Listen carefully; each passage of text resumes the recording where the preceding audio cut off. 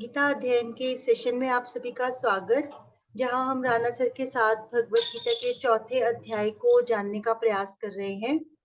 Sir को प्रणाम और निवेदन कि आज के सेशन की शुरुआत करें।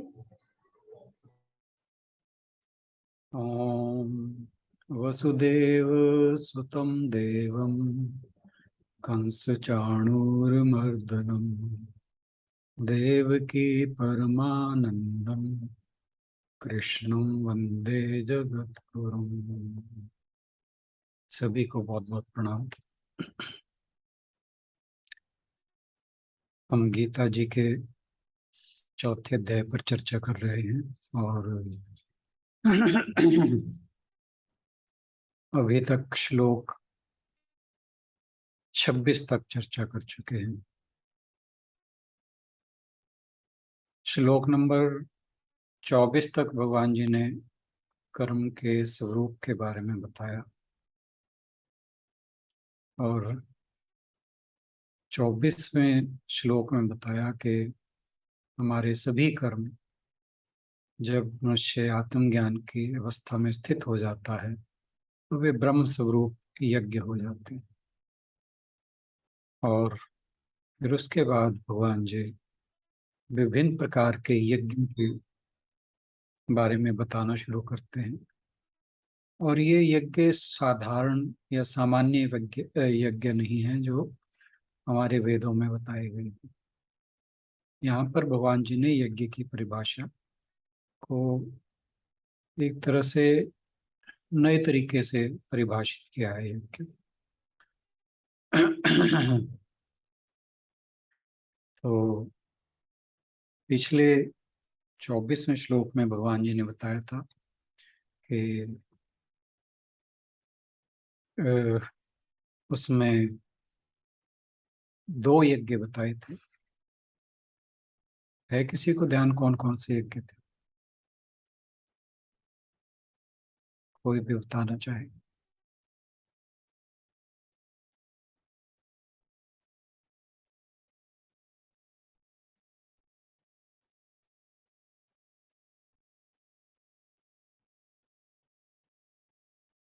केवल 2 यज्ञ ही बताए थे पिछले श्लोक में। कौन बताना चाहेगा? नमस्कार सर। नमस्कार जी।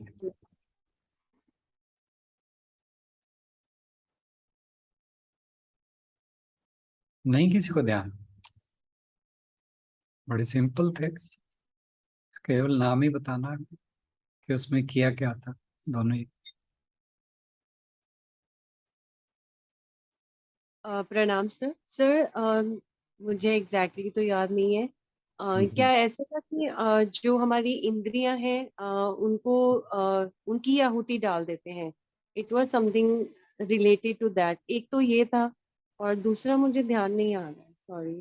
ओके, कोई और ट्राई करे। नहीं, ये गीतांजलि बहन जो कह रही है उसके आगे शायद ये था, इंद्रियों को विषयों विषयों को इंद्रियों में होम कर देना। बिल्कुल। तो 2 थे। एक तो ये था कि जो इंद्रियां हैं उनको आत्म संयम के यज्ञ में की अग्नि में, रादर, कि जो आत्म संयम या कंट्रोल ऑफ सेंसेस कह लीजिए, कंट्रोल ऑफ माइंड कह लीजिए, आत्म संयम की अग्नि में इंद्रियों को स्वाहा कर देना, हवन कर देना।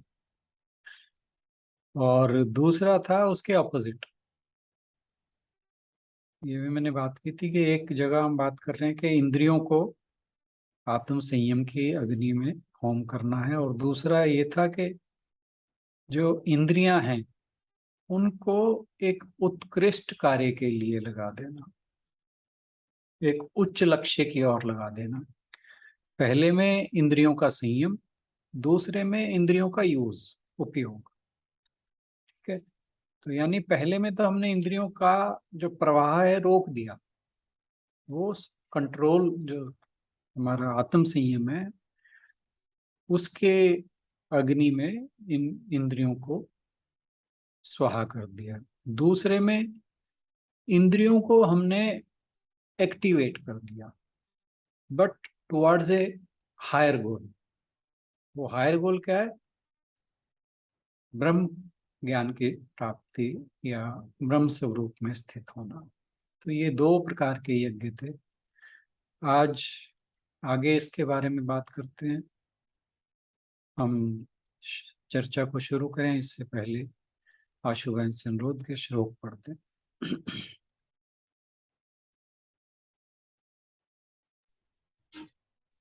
जी सर। सर्वाणीन्द्रिय कर्माणि प्राण कर्माणि चापरे आत्म संयम योगाग्नौ जुह्वति ज्ञान दीपिते। सर ठीक पढ़ा है? इसमें तो कुछ जो मन तथा इंद्रियों को वश में करके आत्म साक्षात्कार करना चाहते हैं, संपूर्ण इंद्रियों तथा प्राण वायु के कार्यों को संयमित मन रूपी अग्नि में आहुति कर देते हैं।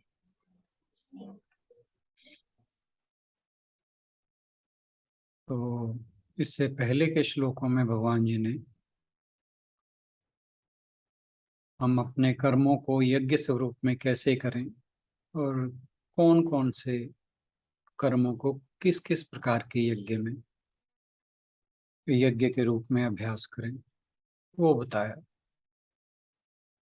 और इस श्लोक में एक नई मेथोडोलॉजी बता रहे हैं भगवान जी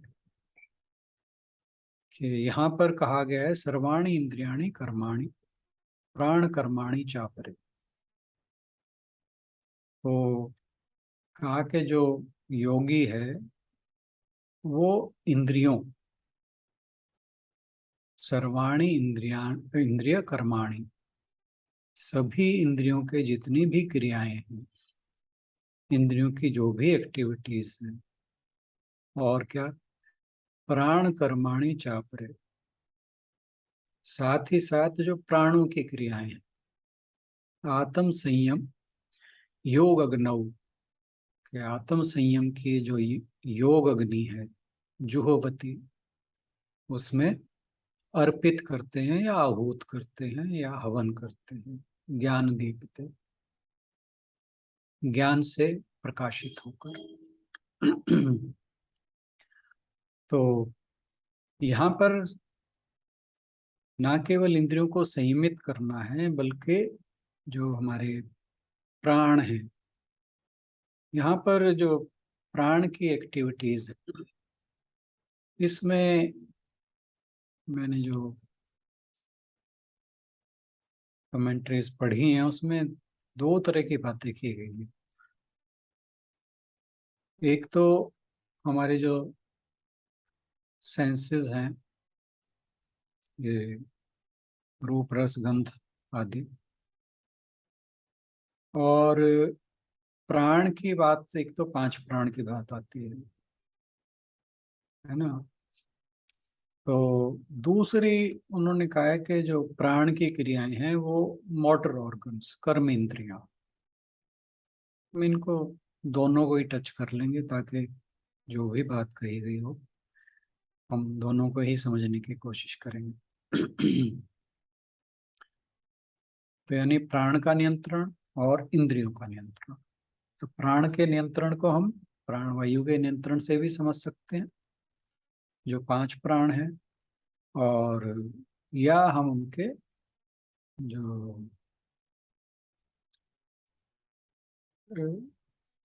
कर्म इंद्रियां हैं उनके बारे में बात कर सकते हैं।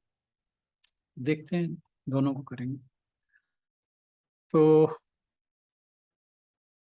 यह जो बताया गया है ये पतंजलि योग सूत्र में आती हैं बातें, जिसमें यम नियम आसन प्राणायाम, क्योंकि यहाँ पे प्राण कर्माणी की बात की गई है।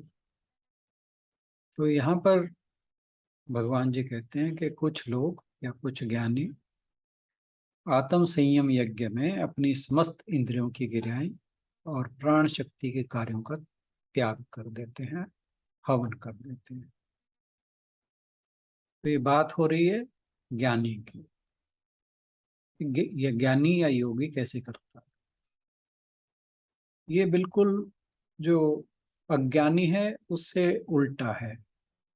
अज्ञानी क्या करता है कि जिस चीज में वो आसक्त है वही परमात्मा को भी भेंट करता है। जो उसे अच्छा लगता है वही परमात्मा को भी भोग के रूप में चढ़ाता है। उसे फूल सुंदर लगता है, जाके फूल चढ़ाता है। उसे मिठाई अच्छी लगती है, मिठाई का भोग लगा देता है। तो जो भी उसे अच्छा लगता है वो सोचता है कि वही भगवान को भी अच्छा लगता है। लेकिन जब मनुष्य को ज्ञान हो जाता है तो फिर वो इस तरह की भूल नहीं करता। क्योंकि जो अज्ञान में जिस चीज की आसक्ति है, ज्ञान में उस चीज की आसक्ति ही खत्म हो जाती है। तो हमारे लिए फिर कुछ अच्छा या बुरा लगने वाली बात ही नहीं रह जाती। तो जो भी हम अज्ञानवश परमात्मा को भेंट करते हैं वो वही करते हैं जो हमारी इंद्रियों को अच्छा लगता है। और जो ज्ञानी है या योगी है वो इंद्रियों को ही उस ज्ञान की अग्नि में आहुति कर देता है। तो जो अज्ञानी है उसे जो इंद्रियों के विषय जो पसंद है, जिन विषयों में राग है, उसे आसक्ति है, वो उन्हें भेंट करता है। जो योगी है वो इंद्रियों को ही ईश्वर को भेंट कर देता है। यहाँ योग अग्नि की बात है तो योग अग्नि, ब्रह्म अग्नि कुछ ही समझ लिए, परमात्मा को भेंट करना।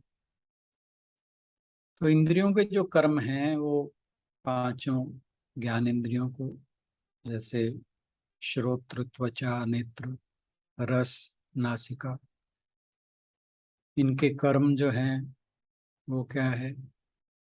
सुनना, स्पर्श करना, रूप, रस, गंध। ठीक है। कर्म इंद्रिया वाक, पाणी, पाद, पायु, उपस्थ। और इनके कर्म क्या हैं? ये मैं बात कर रहा था। बोलना, आदान विहरण, चलना फिरना, उत्सर्ग यानी मल का त्याग, मलमूत्र का त्याग।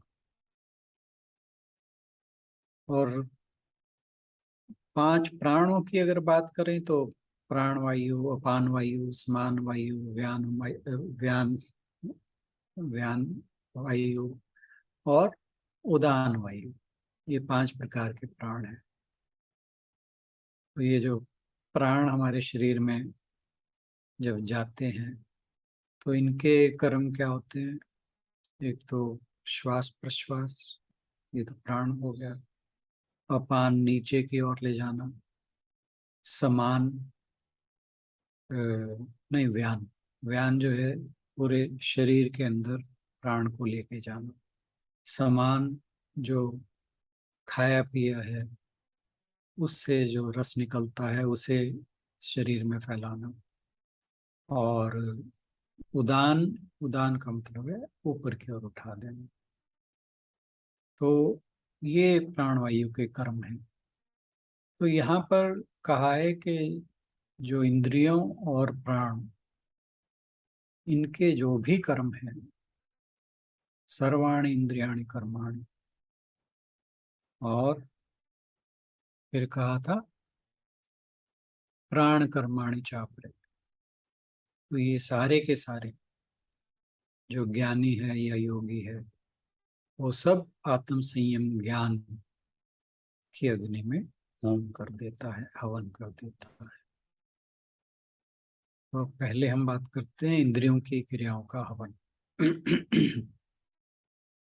ये जो कहा है सभी प्रकार की इंद्रियों के जो कार्य हैं उनको कैसे हवन करता है। हम हमेशा बात करते हैं कि इंद्रियों को वश में करने की।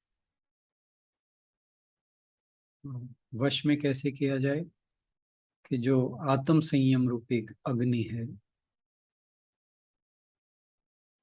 ये एक हमेशा मान के चलिए, ये सिंबॉलिज्म की बात हो रही है, क्योंकि कोई आग जलती नहीं है वहाँ पे, हम बात पहले भी कर चुके हैं। यज्ञ के जो या हवन की जो बात हम करते हैं, और ये मैंने पहले भी कहा था कि यहाँ पर भगवान जी यज्ञ की बात इसलिए कर रहे हैं कि उस समय जितने भी धार्मिक कृत्य थे वो यज्ञ के रूप में किए जाते थे, जिस समय ये भगवान जी अर्जुन को गीता का ज्ञान दे रहे हैं। तो यहाँ पर वो सिंबॉलिज्म के रूप में लिया गया है। तो यज्ञ में अग्नि होती है और उसमें कुछ आहुतियां डाली जाती हैं, घी डाला जाता है, वो यज्ञ करता होता है, यज्ञ का एक लक्ष्य होता है। तो ये इनको एक सिंबल की तरह यूज किया है। तो यहाँ पर अग्नि जो बात की जा रही है वो आत्म संयम रूपी अग्नि है। तो जब हम उन्हें स्वयं को नियंत्रित करते हैं, अपने आवेगों को रोकते हैं, तो ये फिर एक अग्नि के रूप में प्रकट होता है। और क्योंकि ये कोई बाहर अग्नि जलाकर ऐसा काम नहीं किया जा रहा, तो ये आंतरिक यज्ञ है, अंतर यज्ञ है। और जो यहाँ पर वस्तुएं यूज की जा रही हैं वो सारी सिंबॉलिक हैं। तो ज्ञान अग्नि का मतलब है आत्म ज्ञान का प्रकट होना, आत्म ज्ञान का प्रकाशित होना या प्रज्वलित होना। तो ये जो आत्म ज्ञान का प्रज्वलित होना है, किस तरह से? आत्म संयम के तरीके से। ये अपने आप नहीं होता है, ये हमें करना पड़ता है, इसके लिए एफर्ट करना पड़ता है, इसके लिए अपनी बुद्धि का विवेक जगाना पड़ता है। क्योंकि अगर विवेक नहीं होगा तो हम इंद्रियों को वश में नहीं कर पाएंगे, स्वयं को नियंत्रित नहीं कर पाएंगे। तो और ये भी देखिए कि ये सौभाग्य केवल मनुष्य को मिला हुआ है, जानवर नहीं ऐसा कर सकते, और ना ही ये ऑटोमेटिकली होता है कि अपने आप से हो जाए, नहीं, इसके लिए एफर्ट करना पड़ता है। तो सबसे पहले अग्नि प्रज्वलित करनी है, यज्ञ की अग्नि। हम नॉर्मली भी जब हवन करते हैं या यज्ञ करते हैं, सबसे पहले अग्नि को प्रज्वलित किया जाता है। तो यहाँ भी जो योग अग्नि है उसे प्रज्वलित करना है। किस प्रकार से? आत्म संयम के रूप से। तो आत्म ज्ञान प्राप्त करके उस अग्नि को प्रज्वलित करना है। फिर उसमें सब कुछ में क्या कहा? सर्वाणी इंद्रिया कर्माणि,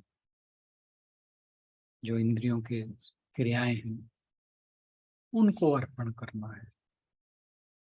और जब हम यह यज्ञ करते हैं, अपने इंद्रियों की क्रियाओं का हवन करते हैं, तो उससे हमारे चरित्र का विकास होता है। तो यह जो यज्ञ है ये आंतरिक यज्ञ है, बाहरी यज्ञ नहीं है। जबकि हमारे देश में बाहरी यज्ञों को ज्यादा करने का प्रचलन है। कोई भी आप इवेंट देखें तो उन्हें हर एक में आप पाएंगे कोई ना कोई यज्ञ किया जाता है और बड़े धूमधाम से किया जाता है। लेकिन भगवान जी गीता में आंतरिक यज्ञ की बात करते हैं, और यह यज्ञ ऐसा है जो बाहरी यज्ञ है उससे कुछ लाभ हो ना हो, लेकिन जो आंतरिक यज्ञ है वो आपको एक उच्चतम लक्ष्य की ओर लेकर जाता है। वो लक्ष्य क्या है? हमारे माध्यम से ईश्वर की अभिव्यक्ति, उस ईश्वर की अभिव्यक्ति जो हमारे हृदय में हमेशा मौजूद रहता है। जब हम पूजा करते हैं तो दो तरह की पूजा रहती है। एक तो मानस पूजा यानी मन ही मन पूजा, दूसरी होती है बाह्य पूजा, जिसमें जो भी कर्म होते हैं वो बाहर से किए जाते हैं। जैसे भगवान जी के मंदिर में जाना, जल चढ़ाना, फूल चढ़ाना, प्रसाद चढ़ाना, ये सारे के सारे बाह्य पूजा के तरीके हैं। जो मानसिक पूजा है या मानस पूजा है वो भगवान के सामने आंखें बंद करके बैठने से होती है। ईश्वर को, अपने इष्ट को कह लीजिए या ईश्वर को कह लीजिए, जिसे भी आप मानते हैं, वो कोई भी हो, ईश्वर, अल्लाह, वाहेगुरु, जीसस, कोई भी हो, उसे अपने हृदय में बसाओ, मन ही मन उनके श्रृंगार करो, उनके पांव धो, उन्हें स्नान कराओ, उन्हें भोग लगाओ। और इसके लिए हमारे वेदों में बहुत से मंत्र भी दिए गए हैं। तो यानी जो हमारे हृदय में ईश्वर बैठा है या हमारे इष्ट देव बैठे हैं, हम उन्हें प्रसन्न करते हैं मानस पूजा में। अब यहाँ पर एक चीज है कि आप पाते हैं कि हमारा जो मन है और इंद्रियां, ये दोनों चंचल है। मैंने एक कमेंट्री पढ़ी, उसके अंदर बात आई, बड़ी अच्छी लगी मुझे, कि मन और इंद्रिय नाचते रहते हैं। तो कहा कि जब आप मानसिक पूजा करें तो इन दोनों को आप भगवान को प्रसन्न करने के लिए नृत्य के रूप में प्रस्तुत करें।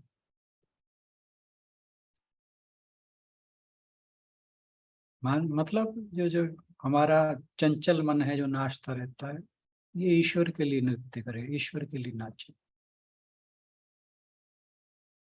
जो हमारे दिल में हमारे इष्ट देव हैं, उनको नाच कर प्रसन्न करें।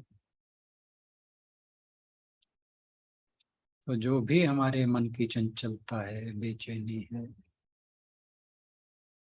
उसको भगवान को प्रसन्न करने के लिए नृत्य में बदल दें।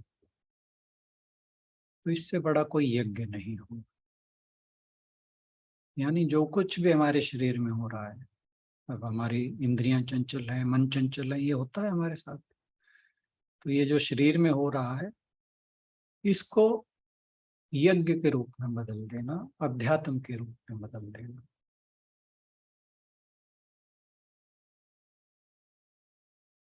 तो जो आत्म संयम की अग्नि है, उसमें ये सब कुछ एक आहुति के रूप में चढ़ा देना है। जबकि जो हमारे ज्यादातर धार्मिक समारोह हैं, वो बाहरी यज्ञ है, उसमें कोई आंतरिक पूजा नहीं होती।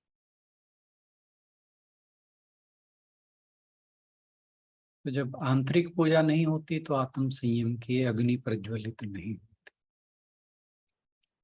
जब आत्म संयम की अग्नि प्रज्वलित नहीं होती तो जो ऐसा समारोह है, ऐसा धार्मिक कृत्य है, इसके फल में हम जहां थे वहीं रहते हैं।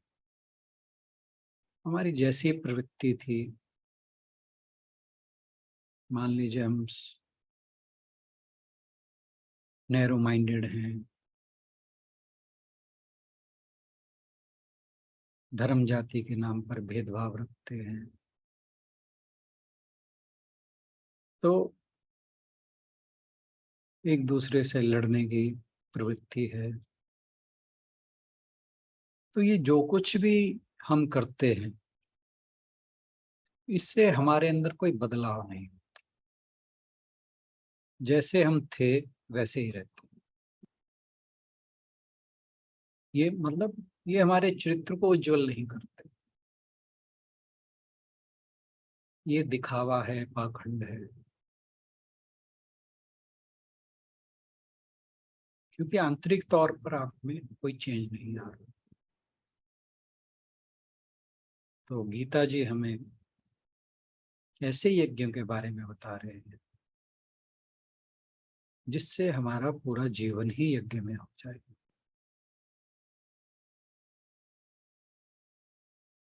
और ये जो यज्ञों की श्रृंखला है श्लोकों की, इसमें लास्ट में ख्याल 433 है, 33वां श्लोक। उसमें भगवान जी बताते हैं कि ज्ञान यज्ञ ही सर्वश्रेष्ठ यज्ञ है।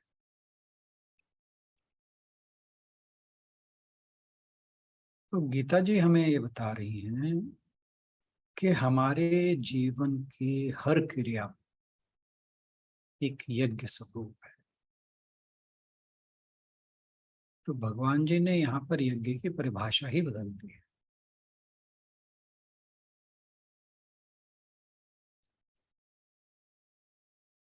तो जो इंद्रियों को संयम में रखते हैं वो भी यज्ञ कर रहे हैं। वो संयम की अग्नि में संयम की अग्नि को प्रज्वलित करते हैं। और हमारे जो काम वासना के आवेग हैं, जो यहाँ पर इंद्रियों के हवन की बात की,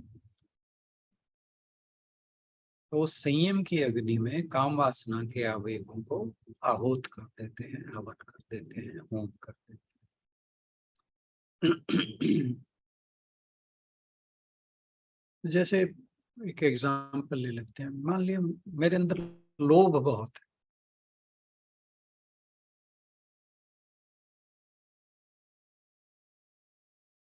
तो अगर मुझे इसे कंट्रोल करना है तो क्या करना? उससे पहले मुझे ये जानना होगा कि ये गलत है।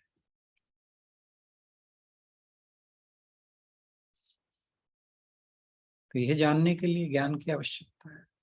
तो यानी मुझे ज्ञान की अग्नि प्रज्वलित करनी होगी। फिर उसके अंदर ये जो लोभ की प्रवृत्ति है, इसको होम करना हो। जब ऐसा हो जाएगा, फिर मेरा कर्म जो है वो यज्ञ हो जाएगा।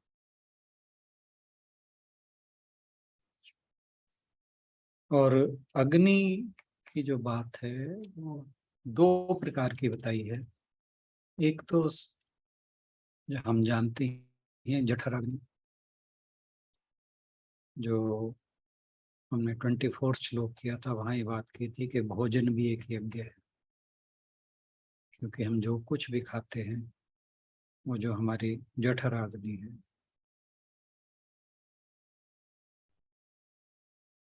उससे 15 श्लोक चैप्टर में क्या कहा था? वैश्वानर अग्नि, अगर मुझे ठीक से याद है।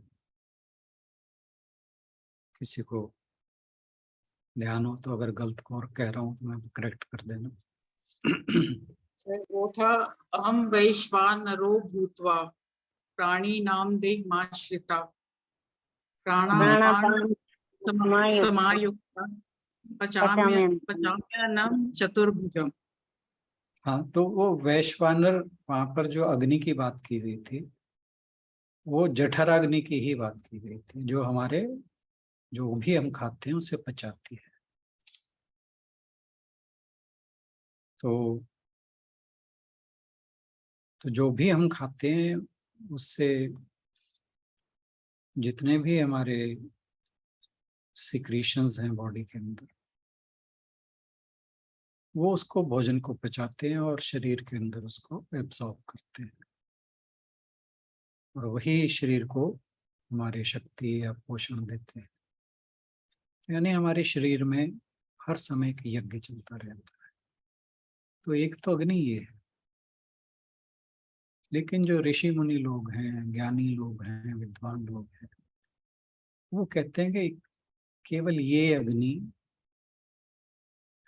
पर्याप्त नहीं है, काफी नहीं है, एक और अग्नि की भी जरूरत है, जिसे ज्ञान की अग्नि कहा। और ये अग्नि केवल मनुष्य ही जला सकता है, क्योंकि जठराग्नि तो जानवर के पास भी है, खाना पीना और पचाना तो वो भी करता है।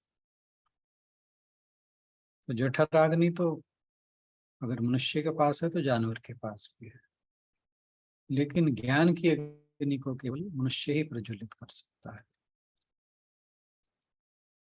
तो माता पिता के रूप में भी हमारा ये कर्तव्य है कि ये जो अग्नि है, ये हम अपने बच्चों में बचपन से जलाने की कोशिश करें। ये बच्चों में अगर जलती है, जलना शुरू हो जाती है, तो उनका चारित्रिक विकास जो है वो बहुत उत्कृष्ट होता है।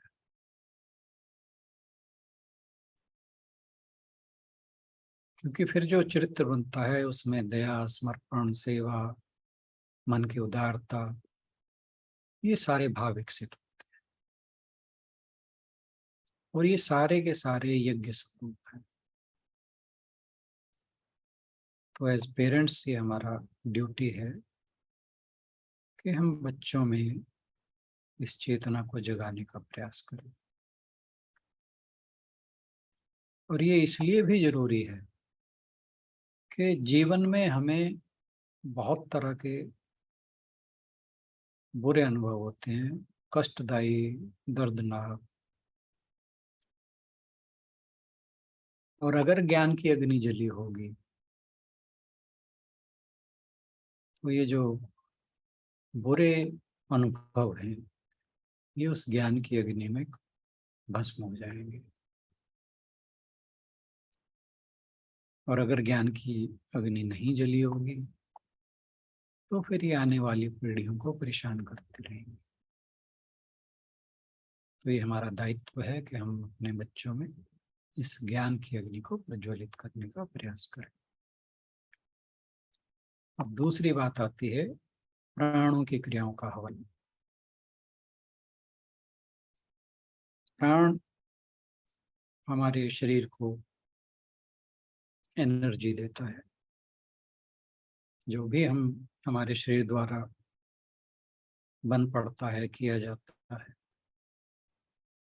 वो केवल प्राणवायु द्वारा ही संभव है। जैसे मैंने पहले कहा कि 5 तरह की प्राणवायु है, प्राण, पान, उदान, व्यान और समान।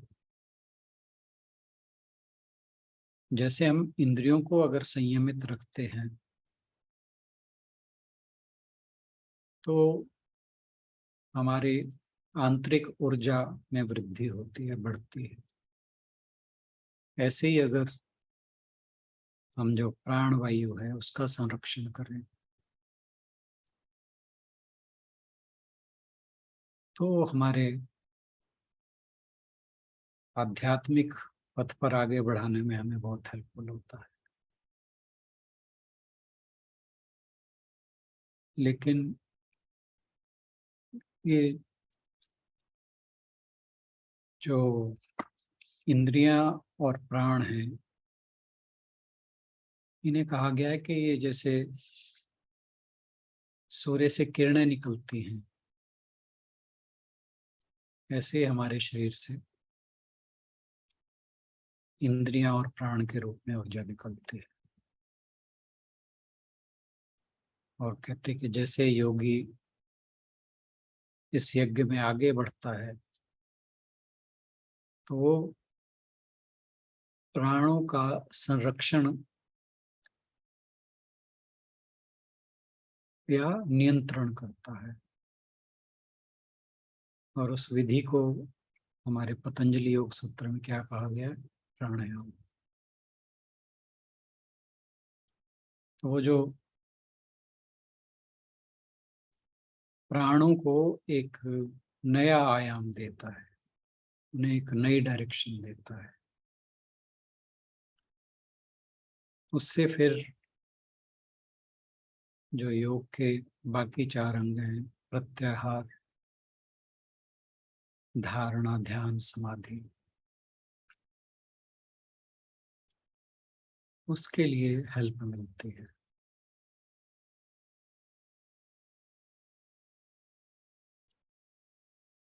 तो भगवान जी हमें बहुत तरह के विकल्प बता रहे हैं, बहुत तरह की चॉइसेस दे रहे हैं।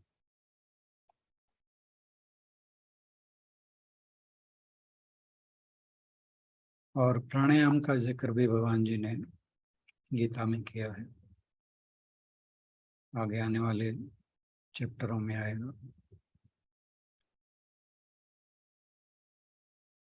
लेकिन प्राणायाम का अभ्यास ये भी ध्यान रखना चाहिए कि एक योग्य टीचर की प्रेजेंस में ही होना चाहिए। और ये टीचर जो हमारे योगाचार्य, उनकी बात नहीं उठी, क्योंकि वो तो प्राणायाम हमें आप टीवी पे देख लो, उसे देख के सीख जाओगे। लेकिन यहाँ पर जो प्राणों की क्रियाओं के हवन की बात हो रही है, ये कुछ और बात है। आपने पढ़ा सुना होगा कि हमारे बहुत से योगी हजारों साल तक अपने प्राणों को संयमित कर समाधि की अवस्था में बैठे रहते हैं। ये उस प्राणायाम की बात है। तो जो हम नॉर्मल प्राणायाम करते हैं वो हम अपनी बॉडी के लिए, शरीर के लिए करते हैं, अपने आत्मा के लिए नहीं करते।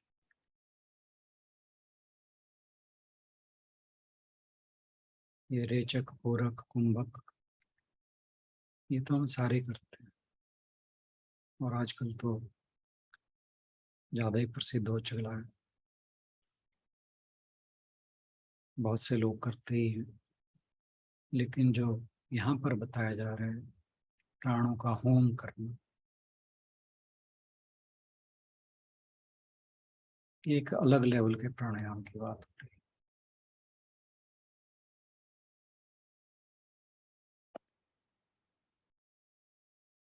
ये प्राणायाम जो है, इस प्राणायाम के अंदर आत्म ज्ञान साथ में होना चाहिए।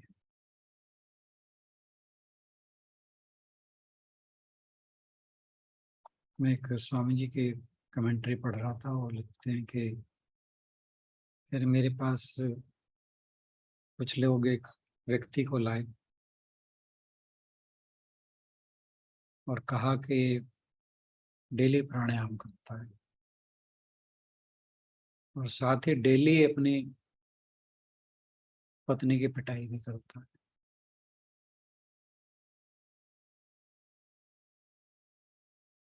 तो उसे कहा गया कि भाई तू प्राणायाम बंद कर दे। कह रहा नहीं, प्राणायाम तो नहीं मैं बंद कर सकता, वो तो मेरे लिए बहुत जरूरी है। तो कहते मैंने उसे कहा कि भाई अगर तुम अपनी पत्नी से ही प्यार नहीं कर सकते, उसका सम्मान नहीं कर सकते, फिर ये प्राणायाम तुम्हारे किसी काम का नहीं। ये सिर्फ एक मैकेनिकल एक्टिविटी है। तुम्हारे लिए बेटर होगा कि अपने दिल में प्रेम को जगाओ।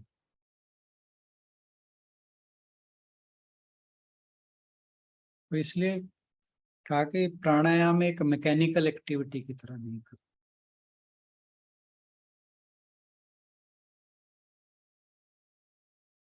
तो जो हमारे शरीर में प्राणवायु और इंद्रियां हैं, इनको कहाँ ले जाना है? आत्म संयम के अग्नि में। कोई बाहर की चीज नहीं डालनी इसमें। हमारे शरीर के अंदर जो भी इंद्रियों के द्वारा कर्म हो रहे हैं, प्राण के द्वारा कर्म हो रहे हैं, उन सब कर्मों को ही इस आत्म संयम की अग्नि में होम करना है। इसी का नाम यज्ञ है। क्योंकि अगर प्राण और इंद्रिय ये दोनों परमात्मा में लग जाएं तो फिर बाकी कुछ करने के लिए रह नहीं जाता।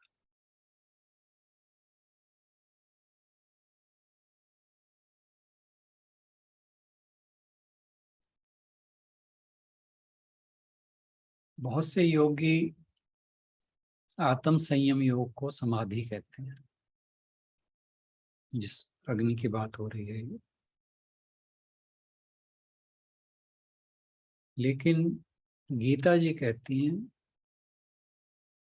कि खाली आत्म संयम काफी नहीं है, ज्ञान साथ में होना चाहिए।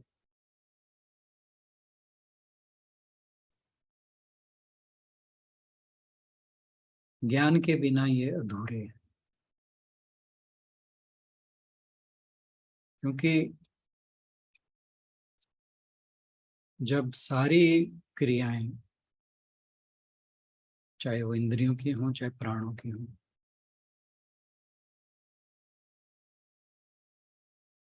वो जब परमात्मा में या परमात्मा को अर्पित हो जाती हैं तो हर जगह सिर्फ परमात्मा का ही आभास होता है। फिर ऐसे लगता है हर चीज जैसे वो ब्रह्माकार वृत्ति की बात थी, हर जगह ब्रह्म है।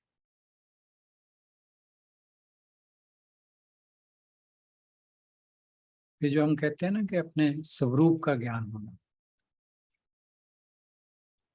वो स्वयं प्रकाशित हो जाता है,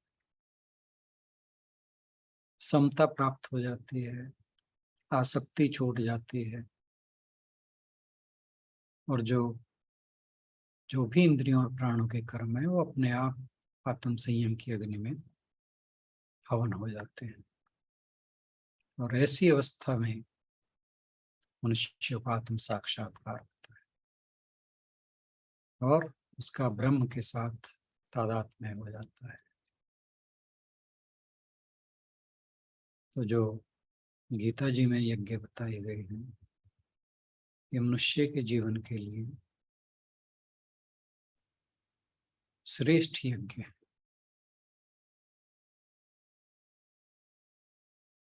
जिसके करने पर मनुष्य परमात्मा के साथ एक हो जाता है। क्योंकि जितने भी योग हैं उन सब का लक्ष्य केवल और केवल परमात्मा के स्वरूप की प्राप्ति है।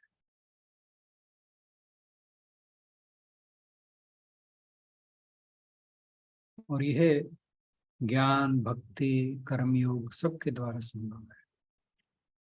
रामकृष्ण परमहंस कहते हैं कि शुद्ध भक्ति और शुद्ध ज्ञान एक ही है, इनमें कोई डिफरेंस नहीं है। कि ईश्वर का प्रेम भक्ति वही है, शुद्ध भक्ति का मतलब है ईश्वर का प्रेम, और दिव्य ज्ञान, दोनों ही मनुष्य को आत्म साक्षात्कार की ओर ले जाते हैं। प्रेम या ज्ञान, इन दोनों के बिना आप जो भी अभ्यास करें वो सब बेकार है। वो अभ्यास केवल पाखंड है, वो हमारे अहंकार की ही पुष्टि करता है। तो जब ईश्वर के प्रति प्रेम होगा या ईश्वर का ज्ञान प्रकट हो जाएगा, फिर हमारा हर कर्म यज्ञ हो जाएगा। इसके बाद फिर कुछ और यज्ञों की बात अगले श्लोक में भगवान जी करेंगे। आज के लिए बहुत बहुत धन्यवाद।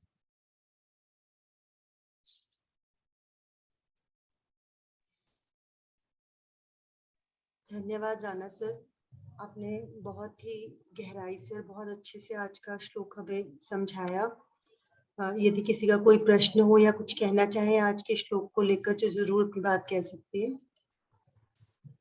सर एक बार प्राण वायु वाला प्लीज थोड़ा सा और बताना पड़ेगा। उसमें क्या चीज क्लियर नहीं हुई आपको?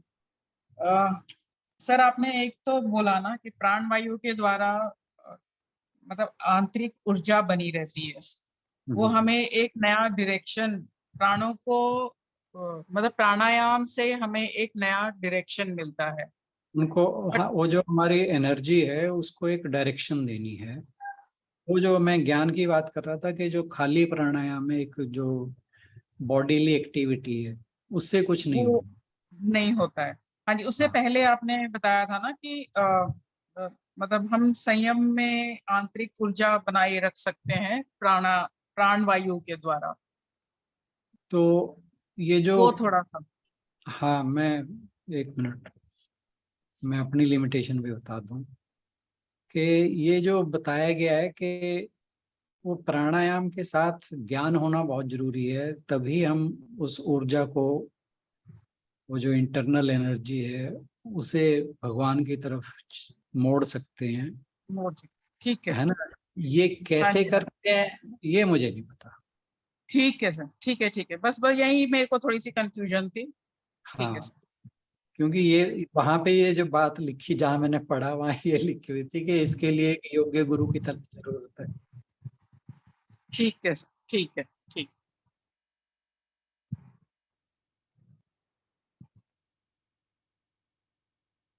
क्योंकि प्राणायाम जो नॉर्मल प्राणायाम है वो तो हम सारे करते ही हैं, पर ये प्राणायाम एक अलग चीज है जो मनुष्य को उस उच्चतम लक्ष्य की ओर ले जाता है, जिसे हम समाधि की बात कर ठीक है सर, ठीक। रहे हैं। कोई और कुछ कहना चाहे?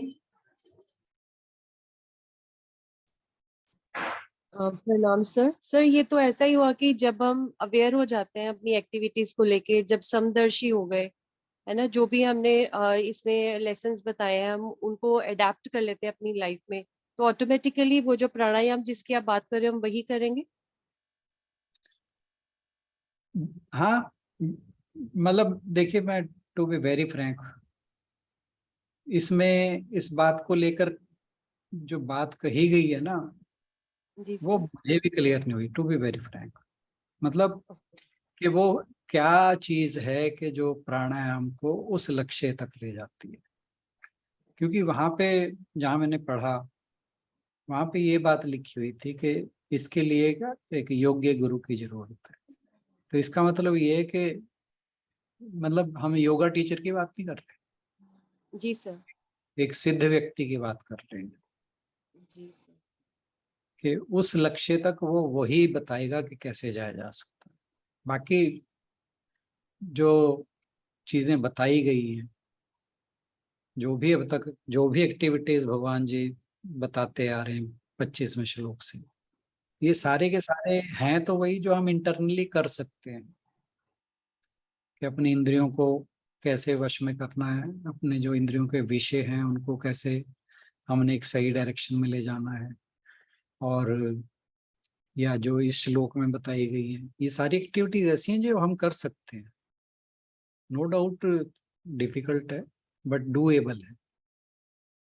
और जैसे धीरे धीरे हम इसका अभ्यास करेंगे तो नो डाउट हम आगे बढ़ेंगे ही बढ़ेंगे।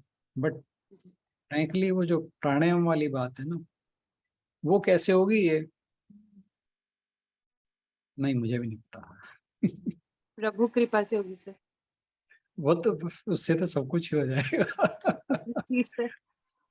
वो हो जाएगी तो फिर तो हमें कुछ करना ही नहीं है। वो फिर तो फाइनल स्टेज है सर। हाँ, है, और है भी, फैक्ट भी यही है, हम कुछ करते नहीं है, करने कराने वाला तो ईश्वर है, हमने तो उसको पकड़ना है बस। और वो कैसे पकड़ा जाएगा? कि हमारा आचरण शुद्ध हो। आचरण शुद्ध होने के करने के ही ये तरीके हैं जिन्हें यज्ञ के रूप में बताया गया है।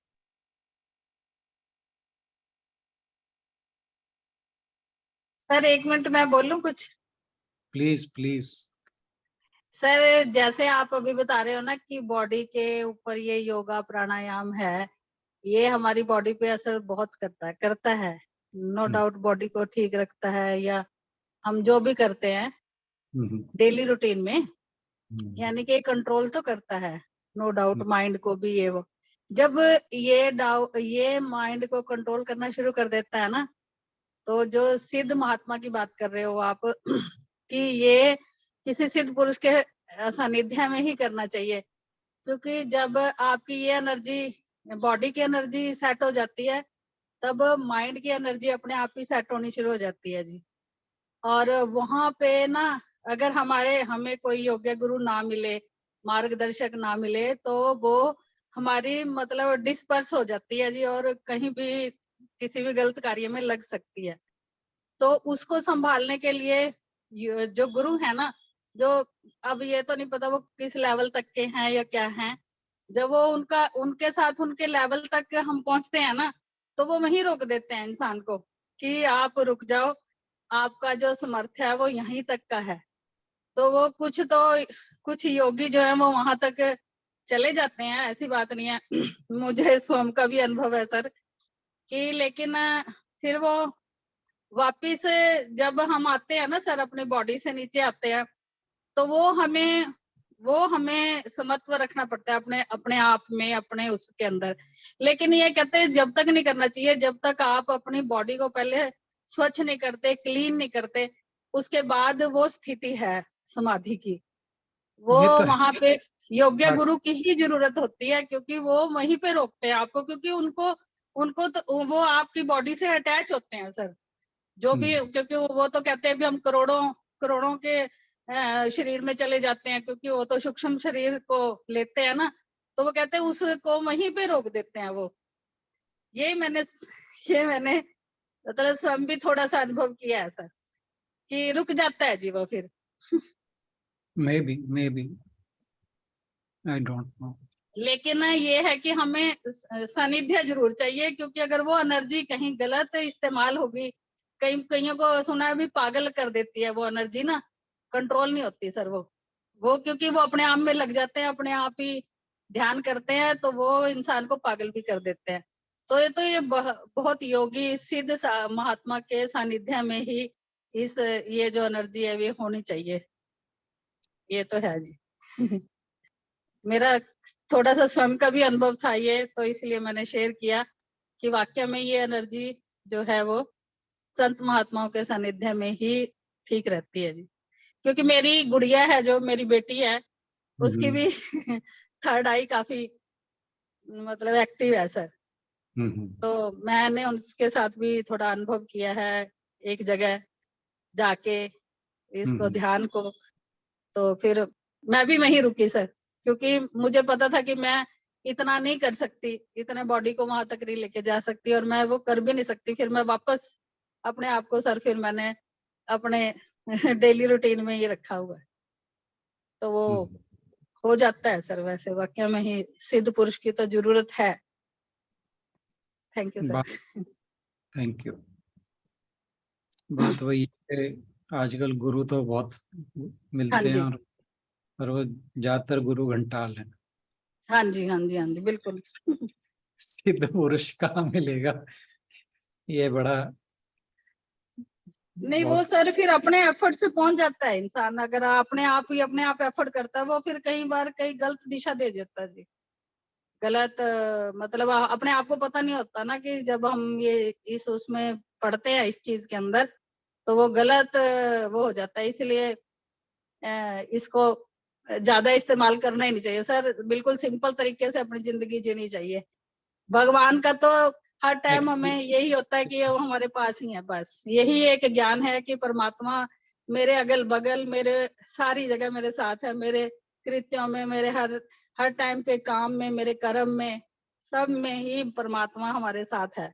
तो इसका अनुभव करते रहेंगे, यही ध्यान है सर बेसिकली तो बाकी तो देखिए बात सारी की सारी क्या है, मैं आपकी बात समझ गया, बहुत से लोगों से ये सारी बातें मैंने सुनी हुई हैं, पर इससे अलग भी बातें हैं।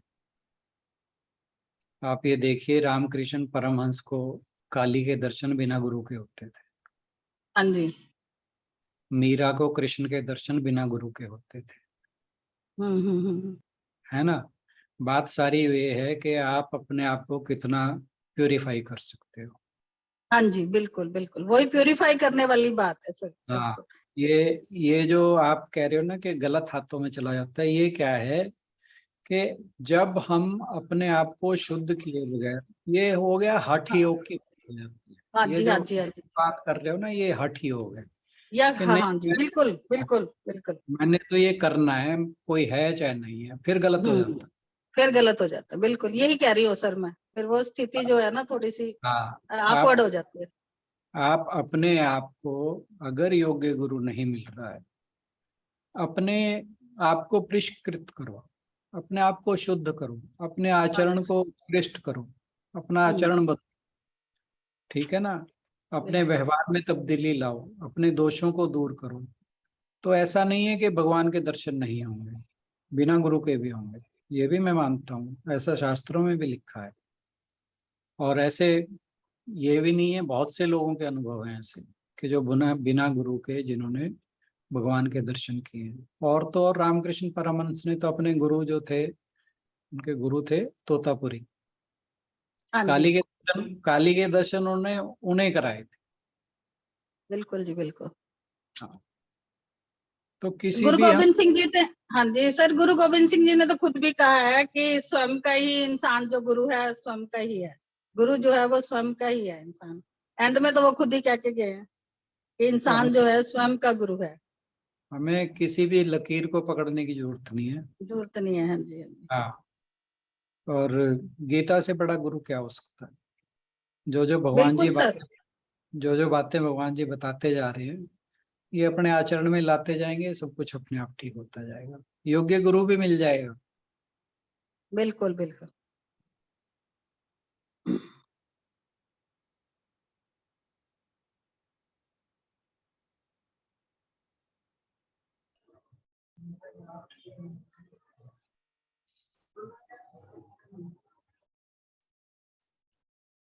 चलें सर।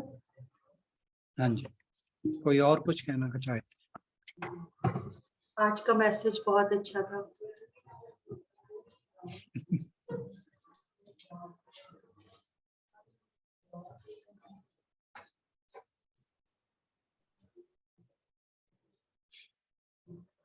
चलें, करें समापन कर। ओम पूर्णमदः पूर्णमिदं पूर्णात् पूर्णमुदच्यते पूर्णस्य पूर्णमादाय पूर्णमेवावशिष्यते। ओम शांति शांति शांति। हरिओम। सभी को बहुत बहुत प्रणाम और इस चर्चा में भाग लेने के लिए बहुत बहुत धन्यवाद। सभी की ओर से राणा सर का बहुत बहुत धन्यवाद। कल मिलते हैं भगवत गीता की अगली चर्चा में। Thank you everyone.